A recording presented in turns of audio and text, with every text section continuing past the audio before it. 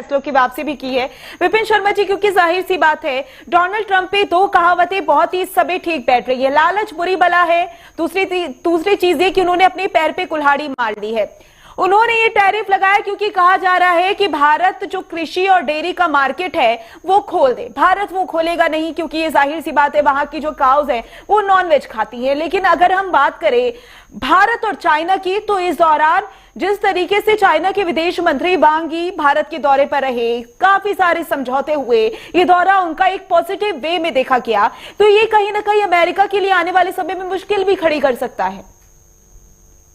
निश्चित बात है। देखिए, कूटनीति के तहत यहां पर आपको संवाद और दोस्ती के द्वार हमेशा खोल के रखने पड़ते हैं। और हम भले ही मानती जाते हैं कि चीन हमारा दुश्मन नंबर 1 है, पाकिस्तान दुश्मन नंबर 2 है, लेकिन उसके बावजूद यहां पर, क्योंकि अगर यहां पर परिस्थितियां बदली हैं और डोनाल्ड ट्रंप अलग अलग बातें कर रहे हैं, यू टर्न ले रहे हैं अपने स्टैंड से, तो यहां पर समय रहते आपको वो कदम उठाने चाहिए थे। और जो यहां पर सरकार ने उठाए हैं और जो विदेशी कूटनीति है उसके तहत बहुत अच्छा कदम है कि चीन के साथ जो संकेत मिल रहे हैं और जो तस्वीरें साझा हो रही है, गर्मजोशी की जो आपस में एक संवाद की प्रक्रिया शुरू हुई है, दोस्ती का हाथ बढ़ाया गया है।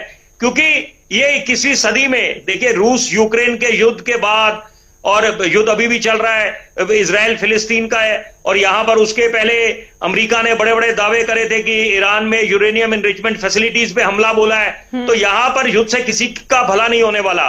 ये भी बात कड़वा सच है, हकीकत है, जिसको समझ लेना चाहिए। बड़े बड़े मुल्कों को खासतौर पे जो विस्तारवाद की नीति रखते हैं, एक्सपेंशनिस्ट जिनकी पॉलिसी रही है, तो यहां पर हिंदुस्तान तो अमन पसंद मुल्क है, लेकिन साथ साथ दुश्मन को दिन में तारे दिखाने में भी सक्षम है, क्योंकि ये नया हिंदुस्तान है, 1962 वाला हिंदुस्तान नहीं है। तो यहां पर हमारी फौज भी 24 घंटे 365 दिन मुस्तैद रहती है। आधुनिक हमारे पास सारे हथियार हैं और टेक्नोलॉजी है, इनोवेशन है। लेकिन साथ साथ जरूरी बात है, क्योंकि आपने जो दो मुहावरों की बात करी, निश्चित बात है वो फिट बैठती है डोनाल्ड ट्रंप पे, अमेरिका पे, कि अपने पांव पे जिस तरह से उन्होंने खुद कुल्हाड़ी मारी है और लालच बुरी वाला है।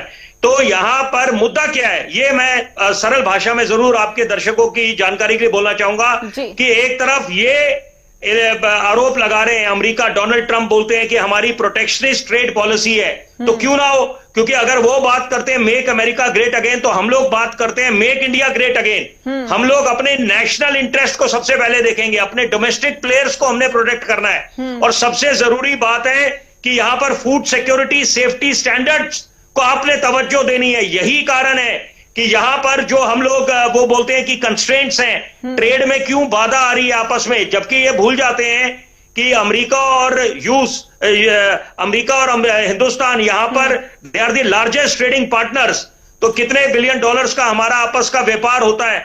तो ये अभी इस समय जो ये परिस्थितियां बदली हैं, डोनाल्ड ट्रंप अलग स्टैंड ले रहे हैं। एक तरफ बात करते हैं कनाडा, ग्रीनलैंड की बात करते हैं, Canada is the 51st state. तो ये मुझे लगता है कि अंदर खाने भी यहां पर घमासान मचा हुआ है। पहले एलोन मस्क का देखा कि कैसे उनके साथ बिल्कुल गर्मजोशी से कदम मिला के चलते थे, उसके बाद वो खुद बागी तेवर अपना लिया है एलोन मस्क ने। तो ये भी एक अच्छा संकेत नहीं जा रहा, क्योंकि अमेरिका को बोला जाता है लैंड ऑफ अपॉर्चुनिटीज, लेकिन इस समय जो ये ट्रंप टैरिफ बनकर उभर रहे हैं, तो ये भी अंतरराष्ट्रीय पटल पे, वैश्विक स्तर पे एक बड़ा गलत संदेश जा रहा है। क्योंकि आप एक तरफ जो उनकी जो बॉडी लैंग्वेज थी, उनका जो व्यवहार था, जब ज़ेलेंस्की उनके यहां आए तो वहां पर भी वो उनकी छवि काफी धूमिल हुई, क्योंकि आप कभी इस तरह से उस ओहदे पे आकर ऐसा व्यवहार नहीं करते। तो ये बातें देखिए, अभी जो इस समय वेट एंड वॉच की पॉलिसी है, और हिंदुस्तान को बिल्कुल अपने जो एक एक कदम फूक के लेना पड़ेगा। और साथ में जरूरी बात मैं संक्षेप में बोलना चाहूंगा, जो ब्रिक्स का जो ब्लॉक है और इंडिया की जो मेंबरशिप है ब्रिक्स की, वो भी उनको खल रहा है, क्योंकि ये बोला जाता है it is seen as anti dollar, कि यहां पर हम लोग ऑल्टरनेट पेमेंट सिस्टम्स देख रहे हैं, ट्रेड मैकेनिज्म्स देख रहे हैं। तो वो भी बात एक संदेश जा रहा है कि ये हिंदुस्तान ब्रिक्स का मेंबर कैसे है, और ये क्या हिंदुस्तान के रूस से जो तेल ले रहा है, डिफेंस इक्विपमेंट्स ले तो रहा है। विपिन शर्मा जी, ये कहा जा सकता है कि भारत का हमने देखा है कि तकलीफ दे रही है। वैश्विक स्तर पर विपिन शर्मा जी, जिस तरीके से हमने देखा है भारत का वैश्विक स्तर पर वर्चस्व बहुत ज्यादा बढ़ा है, और ऑपरेशन सिंदूर जब शुरू किया गया तो उस समय पर हमने भारत की ताकत देखी थी कि किस तरीके से भारत के पास जो डिफेंस सिस्टम थे वो एक के बाद एक पाकिस्तान के ड्रोन्स को तबाह करते हुए नजर आए थे। तो कहीं ना कहीं अमेरिका का ये कंसर्न कहा जा सकता है या फिर इनसिक्योरिटी कही जा सकती है? निश्चित बात है, इनसिक्योरिटी कहेंगे और कंसर्न देखिए इसलिए क्योंकि एक तरफ वो दुनिया के सामने वो बिल्कुल इतिहास के पन्नों में स्वर्ण अक्षरों से अपना नाम लिखवाना चाहते हैं। वो इसलिए चाह रहे थे कि उनको शांति का दूत बनाया जाए, कि उन्होंने मध्यस्थता कराई है, हस्तक्षेप करा, जिसके कारण इजराइल, फिलिस्तीन या रूस और यूक्रेन, और बड़े बड़े दावे करते थे चुनावी मैदान में जाकर कि चंद घंटों में वो सक्षम इतने हैं कि वो विराम लगा देंगे। तो युद्ध तो आज भी चल रहा है। और वही बात है, आसिम मुनीर, जिसका खुद कोई वजूद नहीं है क्योंकि वो सेल्फ स्टाइल्ड फील्ड मार्शल बन गया है पाकिस्तान का, तो वो भी पाकिस्तान की जनता तो खुद खिल्ली उड़ाती है कि यहां पर पाकिस्तान के पास है क्या, कटोरा लेके अलग अलग मुल्कों में जाते हैं यहां पर।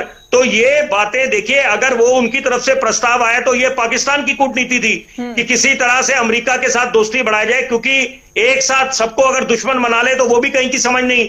लेकिन ये बातें भी सबको तय है कि आप कैसे उनको नॉमिनेट कर सकते हैं नोबेल पीस प्राइज के लिए, कि जो तो एक तरफ तो वो हर एक मन से बोला जा रहा है कि आपने आग में घी डालने का काम करा, क्या कारण था कि यूक्रेन को आपने युद्ध में धकेल दिया, कि तो ये बातें अभी तबाही तो यूक्रेन की मची है, तो आप पीछे से उनको समर्थन दें, उनको आप इक्विपमेंट्स दें, वो अलग बात है। लेकिन यहां पर इस समय डोनाल्ड ट्रंप ऐसा प्रतीत होता है कि वो अपना संतुलन खो बैठे हैं। ये बात है असली मुद्दा। ठीक है विपिन।